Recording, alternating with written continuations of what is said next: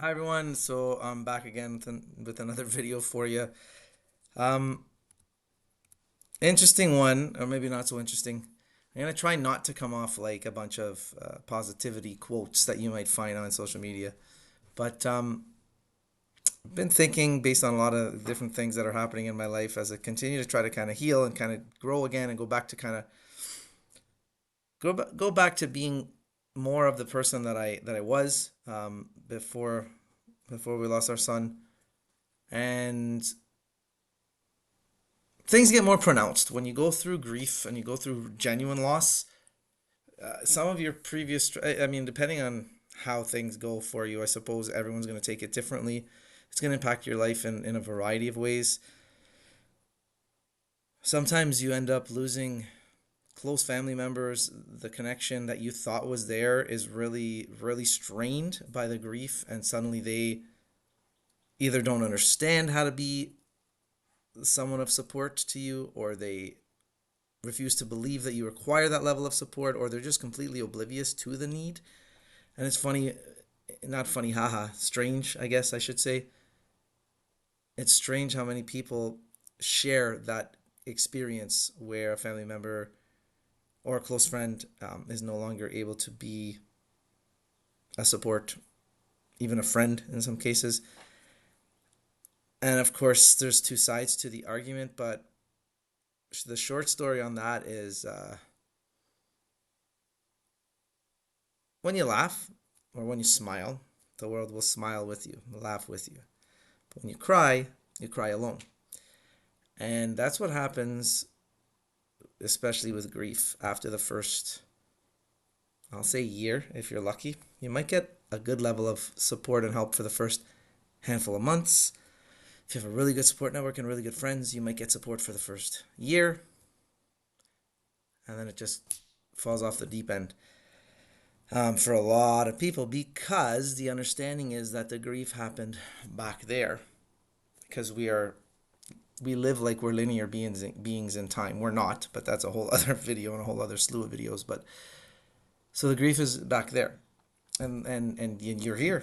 So don't look backwards because you're not going that way. And you know what? For a lot of my life, I've really embraced that, and it still makes sense at times and in certain ways because man, you can't be anchored to anchoring is a different story, but you can't be stuck back there. Um, But with certain layers and levels of grief, I can imagine losing a spouse, losing a child, which I am going through. These are different levels of intensity. These are different levels for sure of grief, where your mind has formed so much of your existence around that relationship that in the absence of that relationship in a physical way, you flounder far more severely and noticeably than you would under different circumstances because everything has gradients and levels, and everything's kind of on a spectrum, and grief is no exception. And so a lot of these relationships are very strained because everyone wants to move on with their lives because they deserve to. And you, even if you think you're moving forward, which in a lot of ways I am, which in a lot of ways my family is, you want to move forward because that's healthy. You don't want to move on.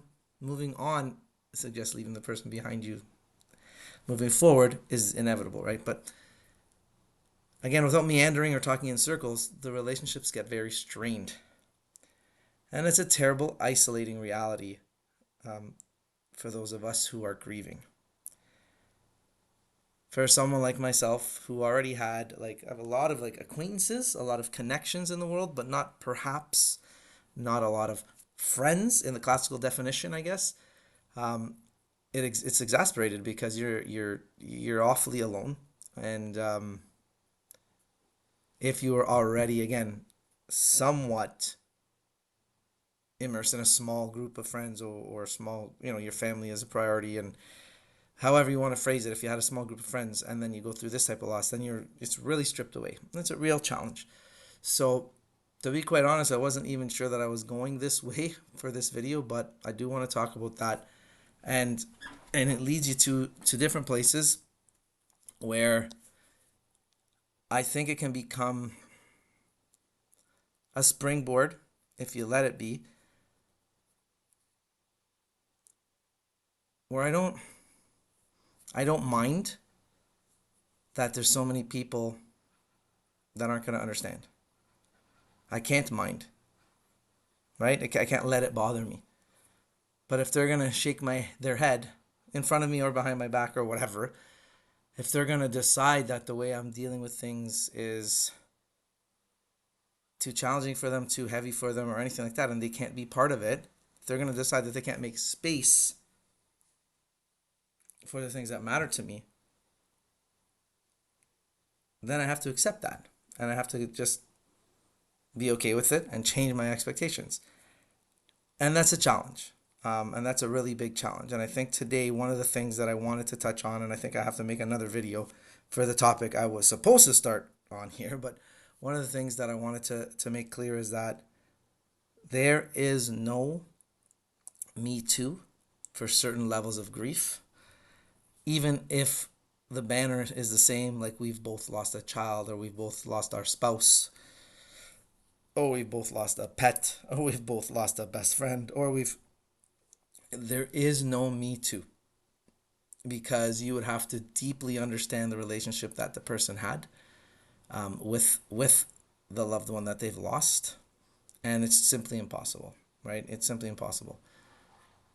But again, I do think, while I search for a point in all of this discussion, I think that it can become, hopefully, maybe a source of strength, in that I kind of don't care. Not in a negative way that I don't love others or I don't care about them. I kind of don't care if you don't understand. And certainly not in a nobody understands me kind of juvenile way either. I just don't care if you don't understand, because you're not meant to understand, and you're lucky.